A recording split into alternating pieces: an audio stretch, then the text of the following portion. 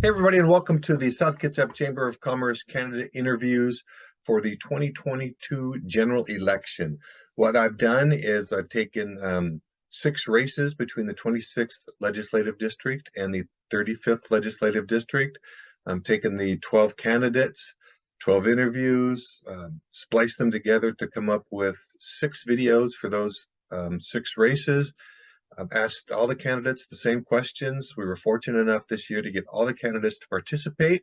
We've also included the Kitsap County Commissioners race, which is District 3. District 3 includes north of South Kitsap, Bremerton, up into just a little bit north of Silverdale. So it's the central Seebeck area.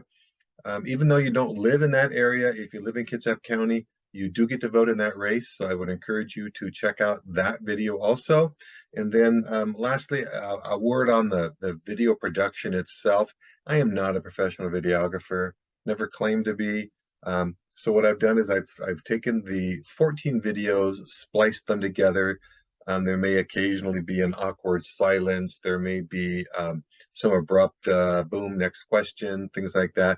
I've kind of cut out any small talk and courtesies that may have taken place throughout the course of the videos. So thanks for watching. I hope you learned a little bit of something here. If you did, make sure you tell your friends about it so that they can watch and make an informed decision. But again, I want to stress, most important, vote, get your ballot in by August 8th. I understand if you get your ballots in as soon as you get them, then there is less chance of getting political junk mail. So thanks for watching and have a great day.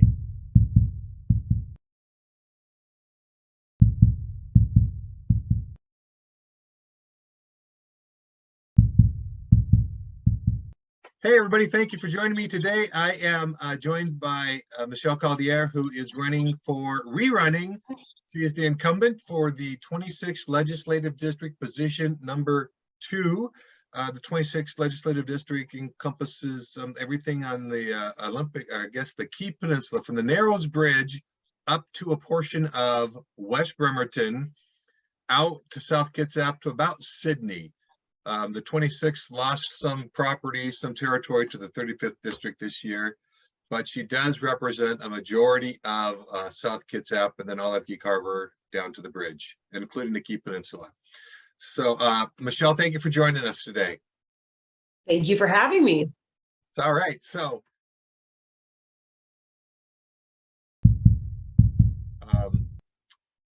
first question we have for you then is it's a toughie, is tell us about yourself and why are you running for re-election for the state representative? Well, I have now served the 26th Legislative District for 8 years. And prior to joining the state legislature, I was a nursing home dentist and came down to Olympia to advocate as a citizen over some of the bills that were affecting my patients. I learned that one person could absolutely make a difference, and it inspired me to run for office. I'm running because we have a lot of issues in our state. I have the entire time that I've served, I've been in a minority. I originally started off with a small minority where there were 48 Republicans in the House and 50 Democratic members. However, fast forward to today, and the Democrats are only a couple votes away from having a supermajority in the House. So there's been a lot of egregious legislation that has recently been passed. I am one of the few people, I believe, in the House of Representatives who can work very well across the aisle and come up with a good bipartisan outcome. So I believe my skills are still needed in terms of moving our state in the right direction.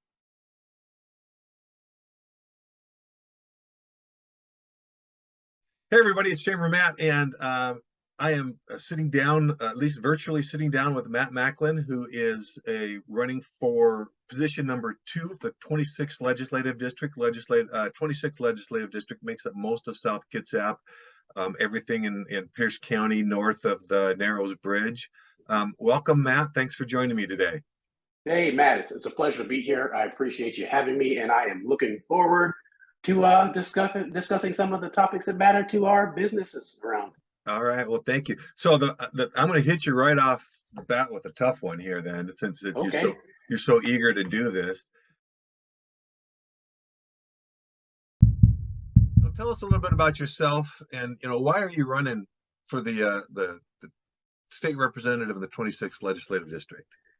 Well, Matt, I am a dad and a husband first. I am an attorney in business, and I am a nursing home administrator. My practice focuses on advising primarily small businesses, whether they're just forming or they've been in existence, they're looking to expand, purchase assets, or sell assets. That's kind of my area. Member disputes, all of those types of things. I'm running for a couple of really apparent reasons over the last 3 years that we saw. One of them being COVID. During most of COVID, I was on the front lines as a nursing home administrator in buildings, helping hold care together. I think we all saw the fractured infrastructure and fractured care processes in hospitals and post-acute care facilities across the nation. And additionally, we saw some of that strain on our economic systems. So I'm running because the strains have gotten too much for healthcare. The strains have become too much for small businesses. And the current representation has shown that they don't have answers or solutions to these problems. I think that a blend of my personal experiences, my education, my background, give me a unique set of skills that will not only benefit our district, specifically being so diverse and economically strong, but also being able to move the needle on some of these hard issues that the legislator and our current representatives have not been able to this point. All right, thank you. So you touched on some of the some of the issues facing businesses and the hard times and stuff, and that kind of dovetails into this question here of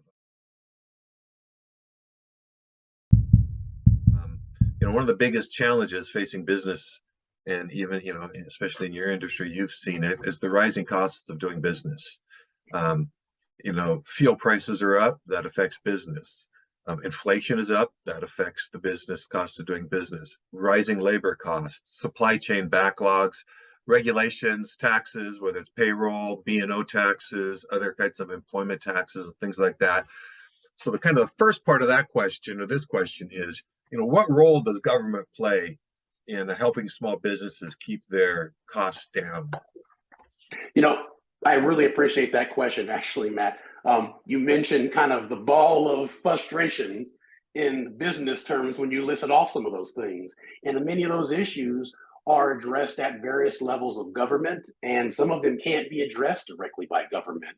Whether we're talking about the cost of raw materials, commodities, local labor force, inflation, all of those things kind of have a different devil to the details. Government's role is to not rescue the world or be the charity box, for instance, that some folks may think, but it is the mechanism to help us as a society move the needles on some of the hard things by, as a society, determining what's important to us and investing there. Those investments bid return in a variety of ways. It's not always a dollar for dollar return on investment. Sometimes it's a social impact. But when considering all of these various details, it's government's job to ensure that we don't become stagnant and we don't get in a rut. So when we talk about the ball of frustrations kind of that you listed with those details, it's government's job not to bail out, but it's to put policy and to put mechanisms in process that allow the economic system to work well. And that really is on the back of small businesses. So when you talk about taxes, we want to make sure that everyone pays their fair share of taxes, and it's not on the back unequally or unequitably on small business or individuals. We want to make sure that large conglomerates and large multi-billion-dollar organizations are not just reaping the benefit of our wonderful economy and our educated population, but they're also contributing to it. So I am not a fan of regulation. I think that we can regulate smarter, and that most regulations should be redundant in a lot of ways. You mentioned I come from healthcare, so highest, if not the highest. I believe it's number 2 after nuclear energy, post-acute care, not just all healthcare, but my type of healthcare. And it can become exhausting. So when we talk about operating a business, we want to make sure that our policy and our attempt to enforce good behavior through regulation isn't have a negative impact on business. When you have fines or cost of regulation to implement compliance that exceeds any reasonable cost from the return on it. So it's government's job to hit a sweet spot that motivates the economy, puts forth regulation and enforcement that is smart and directed to get certain outcomes and to motivate certain behavior out of organizations, whether we're talking about the private sector or the public sector, and to protect citizens from, apparent disasters. So when we put things into place like, our civil rights acts and our labor laws, whether on the federal or the local level, that ensure that the workforce isn't taken advantage of.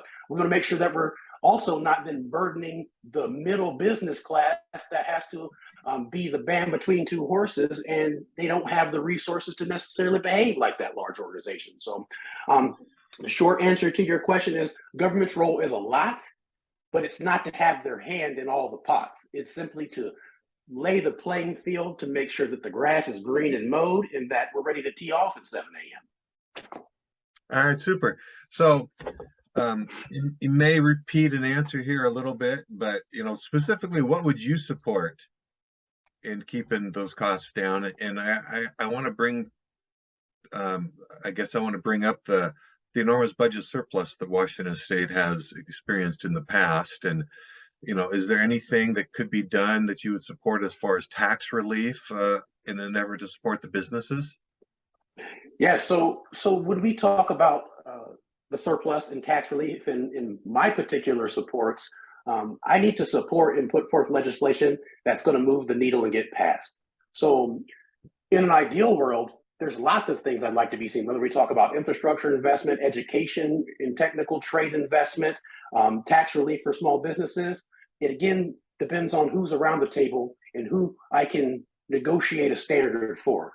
So at a starting point, what I think we can get past is I think we can get some of that surplus returned to businesses that have supplied it to B&O taxes. I think that we can get some of the investment in our local infrastructure, like roads, new ferry systems, upgrading in green energy, and also rebates on business expenses and upgrades, capital expenditures. I think that we can send back the relief to businesses in a creative way that satisfies the public priority, as well as keep some in the pocket to begin with.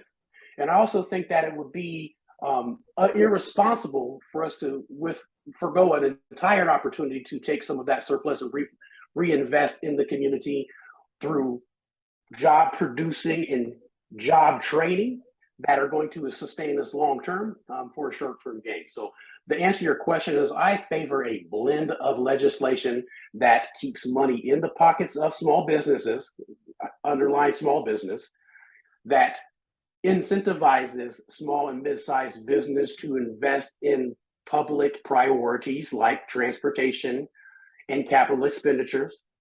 And I also support using that surplus to upgrade our apprenticeship and labor producing education pathways from mid-high school, so sophomore levels, through whenever to those trades that are in high demand, like nursing trades, building trades, etc. And also, I think that we could do well by completely investing in a new vein in our small business agency that would be a resource to small business owners for some of the things like I do. I think that small business owners struggle and they burden themselves with costs of not knowing or cost of bad counsel to simply run their business. I think that we do a disservice and we overlook the need and the value of small business by not providing them with a state-funded resource for some of these smaller things. All right. First question for you, Michelle, then, or I guess it's the second question, but one of the biggest challenges facing small businesses is the rising costs of doing business. Now, that might include the fuel prices or inflation, rising labor costs, supply chain backlog, regulations, taxes, employment, B&O, payroll, all those other things. So you can see each of those kind of adds to the rising cost of doing business. So the first part of the question really is, what role does government play in helping small businesses keep their costs down? Oh, I think it has a huge role. I mean, I look at what happened during the pandemic when we shut all of the businesses down. And then on top of that, we fired a large sector of our workforce. And right now, businesses are clamoring to get adequate staffing. So I think we've seen the failures that business has done in the past during the that our government has done in the past during the pandemic. And I think that we need to work together to figure out what we can do to allow businesses to thrive and grow and get back to what they were pre-recession, especially with certain industries like the service industry that was hit extremely hard.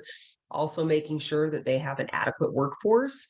And, really at the end of the day, the reason why we have not needed a state income tax is because historically our businesses have done very well prior to the pandemic. And we need to make sure that businesses can thrive and offer good paying jobs so that everybody's paying into our tax system, and we don't need a whole bunch of additional taxes on people. So the first, and I guess kind of the first and the second follow up on this, what specifically would you support in helping keep costs down? And I asked that specifically keeping in mind or with in mind that there was an enormous budget surplus that Washington State has managed to accumulate over the course of the last year or so. Is there any tax relief efforts for local businesses that you'd support? Oh, absolutely. I think the first one is eliminating our B&O tax, and I always try to be realistic with, what we can say to put forward. Obviously, if I controlled everything in the legislature, I would eliminate the B&O tax. I think it is very egregious. It has nothing to do with your bottom line. Prior to serving in the legislature, I had my own small business. My margins were very small, but the B&O is taken off the top. I think that is one of the more egregious taxes that we place on businesses. And quite honestly, we just increased it a couple of years ago. And some people benefited from that, but most businesses that had their taxes increased didn't benefit from that. I also think that we need to allow, I think incentives in terms of, looking at what the revenue loss was when we shut everything down, and also too making it so that that we can allow businesses to hire more people and not put so many constraints on employers.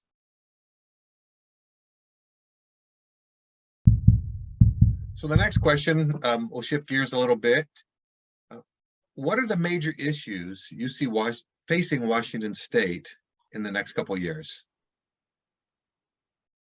I think one of the bigger ones is public safety and our rising crime rates. We have recently passed a lot of pro-criminal legislation.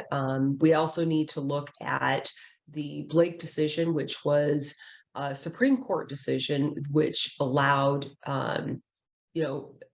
people to have drugs in public. And the legislation that was passed did not allow law enforcement or really have any protections for people who have got substance abuse issues. So we need to fix that bill, as well as allowing law enforcement to do their job, so that we can make crime illegal again. I mean, that we've now gotten to a point where there was an instance the other day where a criminal called 911 to say, hey, the police are chasing me, and it's illegal for them to do so, and I think that we need to get back to where criminals were afraid of the repercussions of what they're doing, because right now that they're told that they're not going to have much consequence, and that's what's happening. And here we are. And until we can get that under control, we've got a huge problem on our hands. And it's kind of a bizarre thing where certain sectors of the public are allowed to do whatever they want without many ramifications to that. But then those of us who are trying to follow the rules, if we do a couple things, we'll get fined heavily, and we'll actually have to pay those fines. And it's very backwards, and we need to protect the public, and we also need to make sure that we're protecting victims of crimes as well.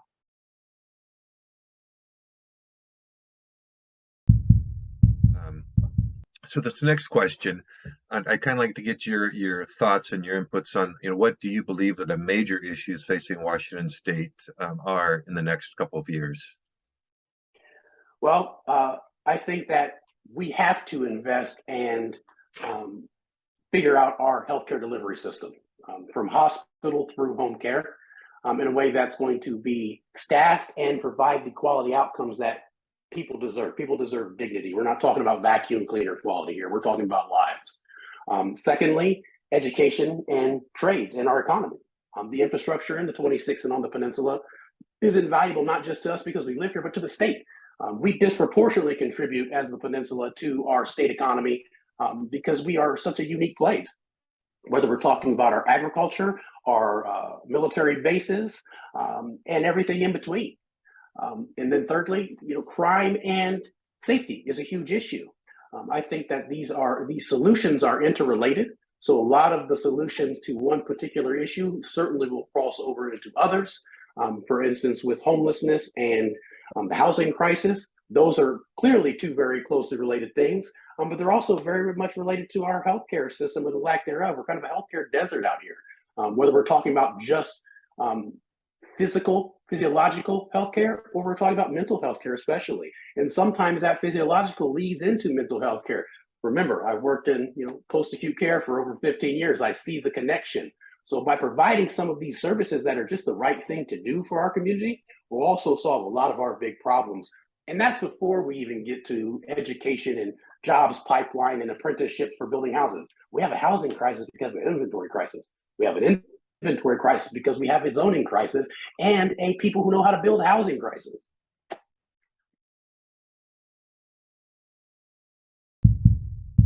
You mentioned, or we talked a little bit about energy and climate, and so this next question has to do with that, and is how is Washington State setting itself up for success when it comes to increasing energy costs and the shift away from fossil fuels? The demand for electricity is going to increase rapidly. Washington State supports the removal of dams on the Snake River. How can Washington compensate for the loss of this power and the power supply while the demand for electricity increases? Well, it kind of goes to that old adage of work smarter, not harder, and that goes with energy. So Washington has led the pack. We're number one out of all 50 states when it comes to air quality in the United States, and that is one thing as someone who has some allergies that I can certainly appreciate. We don't want to lose that spot. And I think that the way to clean energy and better energy across the board is progressive. Is we're not going to wake up overnight and be a completely coal fire and oil-free economy. That's just not how it works. And that's not going to be the best way for our people that work in those industries. As we make that move and we motivate the public to take on these new technologies, we can't just stop with our innovation. I think it's extremely important to know that lithium batteries and solar panels are just the tip of the iceberg, and the new technology emerging, some of it will baffle you. So as we begin to move that direction and move that needle, we have to find the sweet spot that we're not over investing, so that we're, one, not committing to what will soon be old or obsolete technology, and two, that we're also attaching to the labor force that has been supporting these industries in our state for decades. We have to use that same labor, retrain them for new technology and emerging technology so that they are also gainfully employed. And we have the people who know how to not only build these things, but maintain them. It would be a disaster for us to overinvest, install panels or windmills or water power that we don't have the in-house, in-state talent to take care of. So to answer your question about how do we invest in it smartly, is we do it progressively, because this is uncharted territory. Washington has been a trailblazer in the area of green energy for a long time, and we are the ones that are learning some of the lessons for others, unfortunately. So we should tread lightly. We should certainly move in a direction that commits to that for our environment. I think everyone in the state of Washington has a certain affinity to our nature and our outdoors. It's part of who we are in the Northwest, and we want to preserve that. But again, preserving it and balancing against our current needs. I think that it's also potentially irresponsible to make green energy the A1 priority, meaning that things like jobs, homelessness, stable infrastructure in electricity and power go underinvested, right?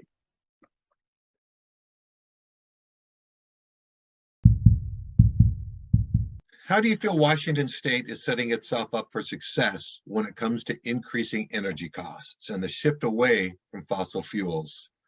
The demand for electricity is going to increase rapidly. Washington State, at least the governor, supports the removal of dams along the Snake River. How will Washington compensate for the loss of power while also demanding an increase in electricity dependence? What the governor just recently passed. So basically, he banned new hybrid or gas powered vehicles from 2030, and then also banned it for personal sale in 2035. And I just got done speaking with Penlight. They just did this whole legislative luncheon, and they're the ones that serve the other section of our district up in the Pierce County side. And basically they said, hey, if everybody goes to electric powered vehicles, we do not have the capacity to serve that. They don't. I mean, and so let's pretend that there is an adequate infrastructure for people who live on Key Peninsula or who live in Olalla, and that everybody can have access to the EV charging stations. Let's just pretend that that's a reality, that we had that infrastructure, which we don't, and we likely won't have that built up by 2030. If everybody got rid of their gas and hybrid vehicles and we all move to electric, we do not have the capacity for that.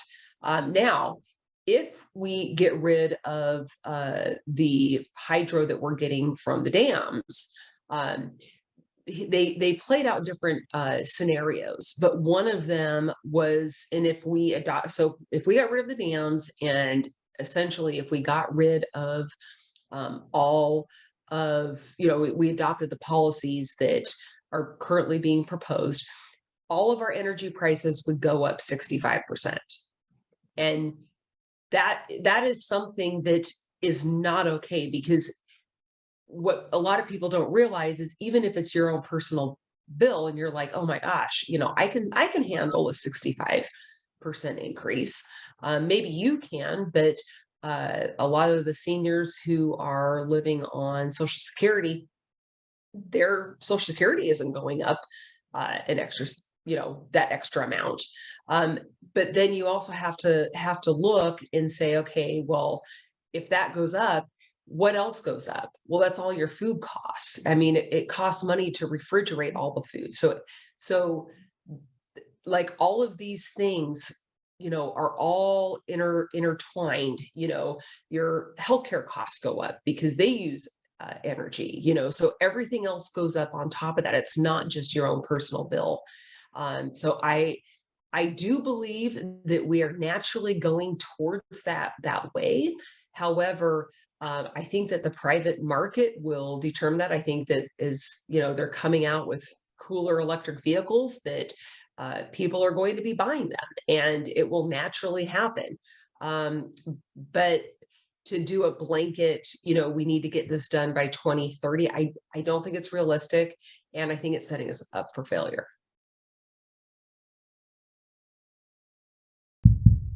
What do you think, or, should Washington State be more concerned about controlling its spending and relying less on tax increases to pay for government?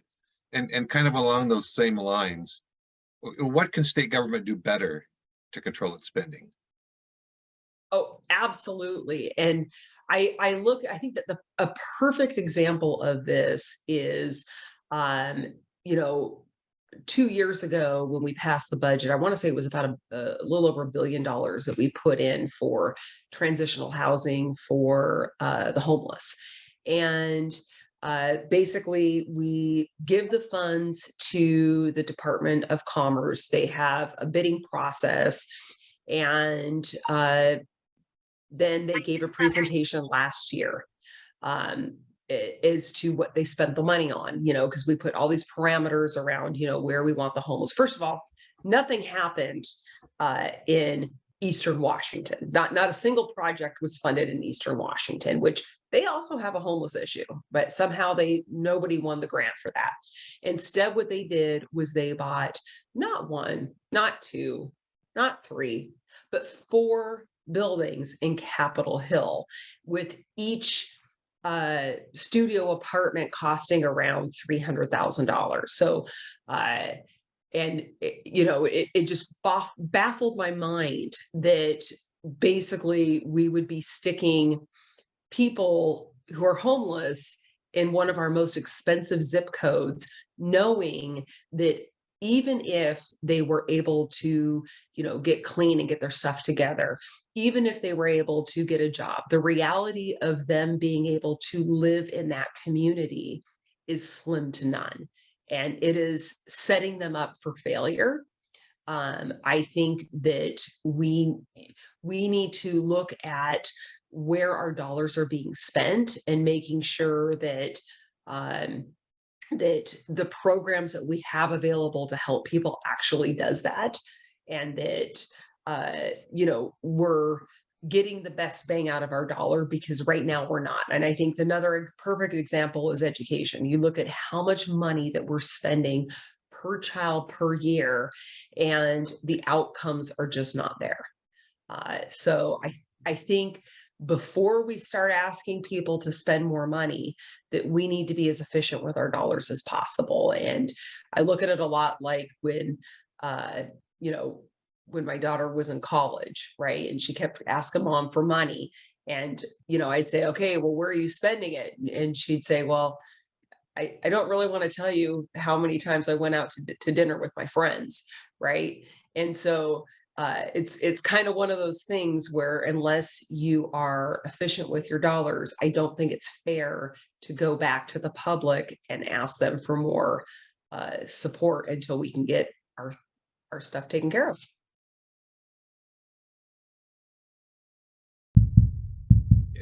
Do you think Washington State should be more concerned about controlling its spending and relying less on tax increases to pay for the government? And is there anything that you could name that, Washington State could do to better control its spending? As an operator, and not just an operator in healthcare for the last 15 years, but I made it a point, and I'm known in the industry to be a fixer, so to speak. So I go into hard buildings that are distressed regulatory, financially, and no one else seems to be able to fix. Every building I've ever gone into, and there's been a lot, the first step has been sort of a scratch test or an acid test, not for resources, but for efficiency. I think that Washington and all states and local municipalities even would benefit from a sort of required but not controlling regulatory and budget impact scratch test. So that is the complicated way, I think, to say we have to make sure our dollars are producing the outcomes that we want. And that doesn't mean a dollar for dollar exchange. I think that's where some people get off of the trail. I think that our investments, again, have a social impact value, but that is a desired result then. So are we getting the results we desire by the money we invest or the agencies that we're supporting? I think that before you cut anything, you see how you can do it better and save money. And then that ultimately, 100 times out of 100, has led me to not necessarily have to increase taxes or increase revenue or expenses, but to simply reallocate resources. And then you have a savings in the form of profit in private business. But in the public sector, you have that in tax savings, in surpluses. So then instead of dreaming up things to spend it on, you do, as our previous question mentioned, you find out if it's a priority and if it's a community or a public value, and you invest there, but you also find ways to entice the private sector to also invest. I think that some of our most successful local municipal politicians and leaders have understood that private investment in public values and projects has gotten the wheel turning faster than many, many others. We see that in downtown Bremerton, for instance.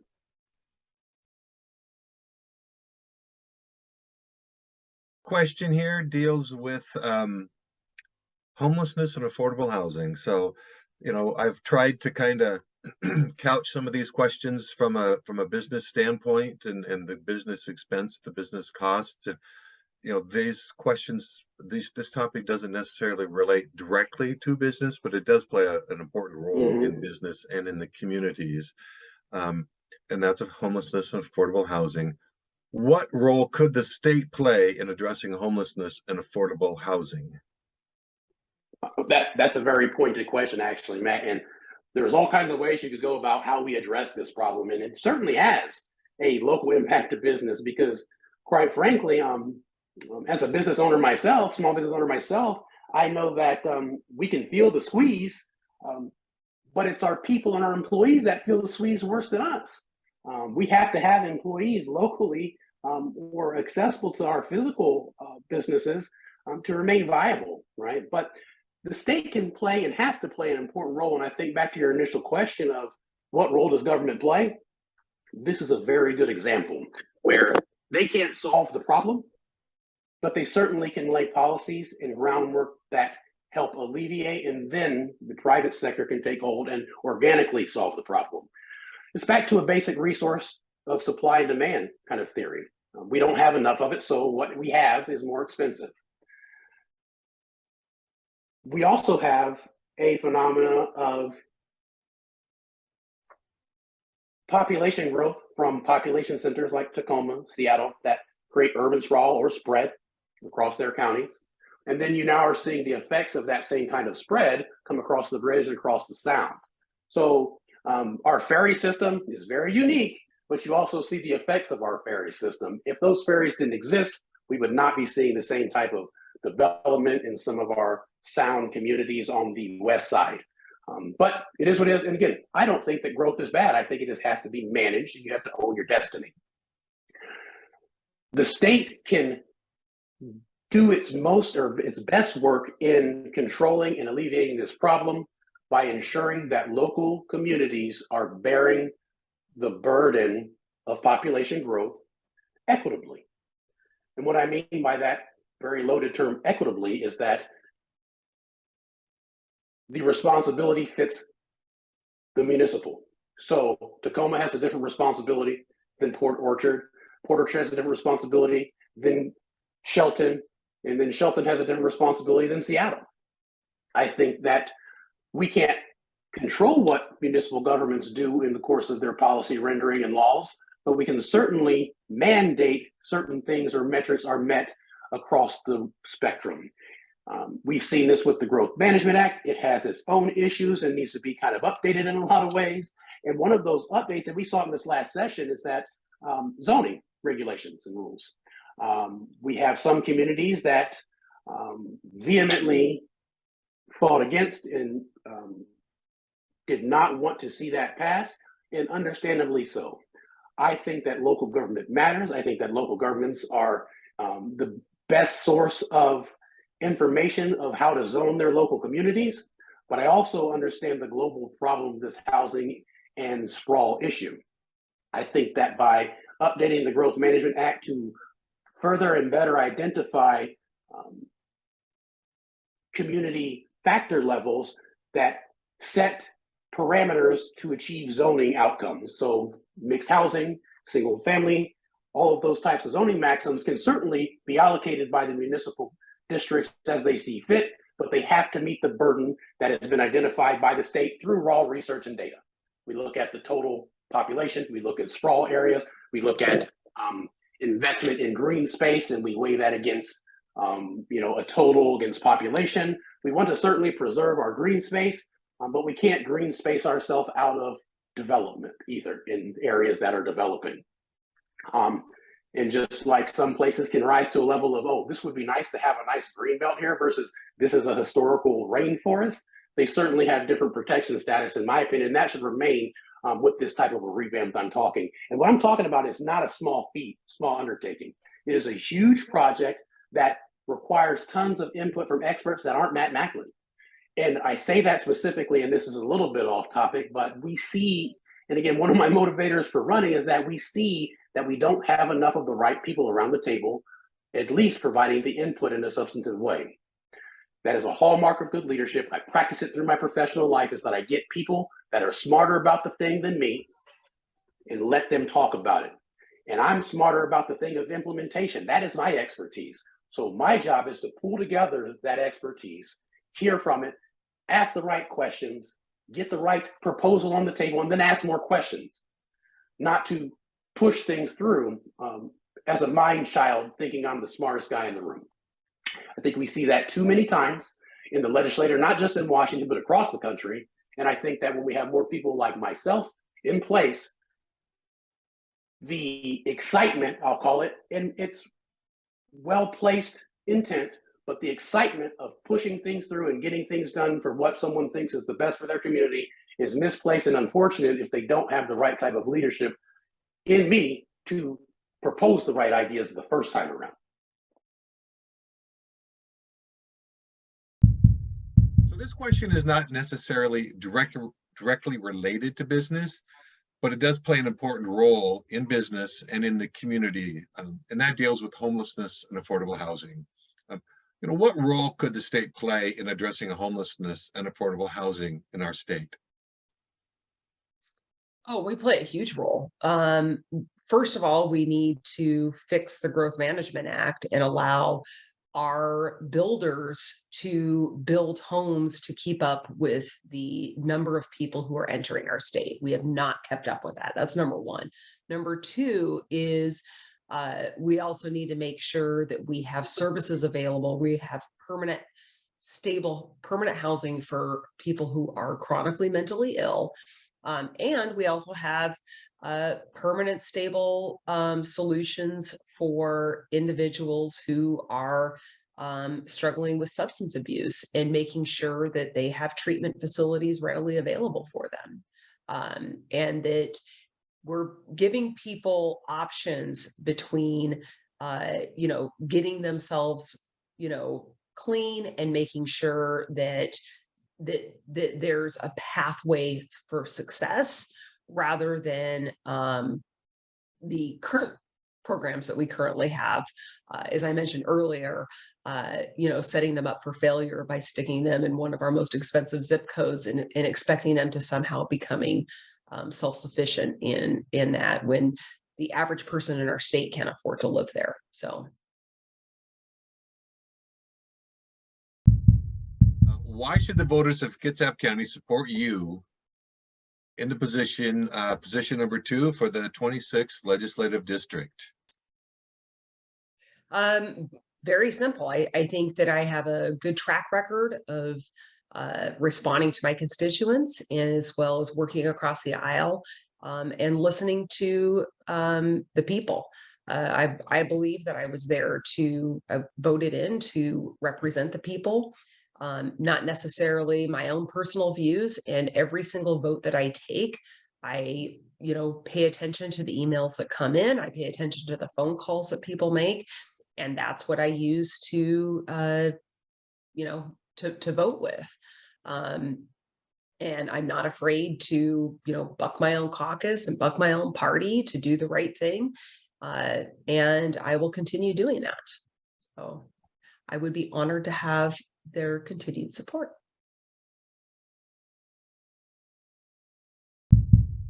Is why should the voters of Kitsap County, the 26th legislative district, vote for you and support you as the next state representative for the 26th?